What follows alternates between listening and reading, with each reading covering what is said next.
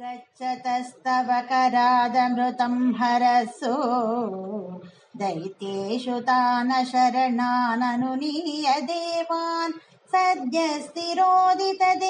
भवत्प्रभावान् उद्यस्वयूथ्यकलह दितिजा बभूवुः क्षामामृचापि वयसापि तनुं तदानीम् प्राप्तोऽसि तुङ्गकुचमण्डलभङ्गुरां त्वं पीयूषकुम्भकलहं परिमुच्य सर्वे तृष्णाकुलाः प्रतियुयुस्त्वधुरोजकुम्भे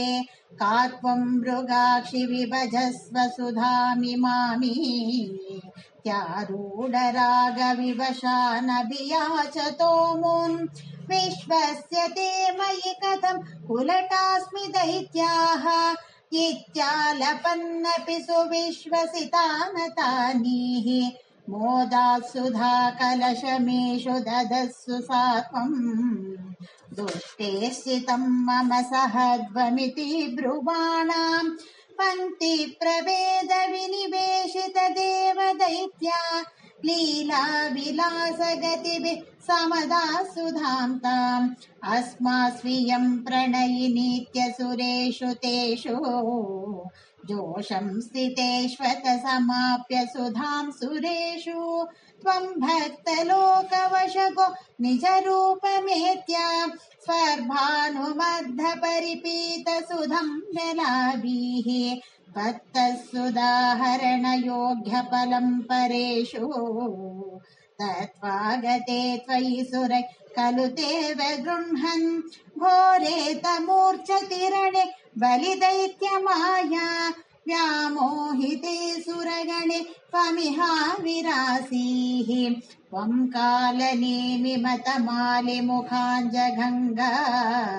शक्रो जगान बलिजम्भबलान् सपाकान् शुष्काददुष्करवदे नमुचौचलूने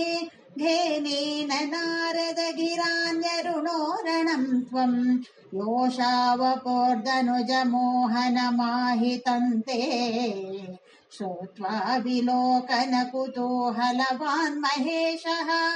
भूतैः समं गिरिजया च गतः पदन्ते स्तुत्वा ब्रवीदमभितं त्वमतोऽतिरादाः आरामसीमनि च कन्दुकघातलीला लोलायमाननयनां कमलीं मनोज्ञां स्वामीश वीक्ष विगलद्वसनां मनोभू वेगादनङ्गरिपुरङ्गसमालिलिङ्ग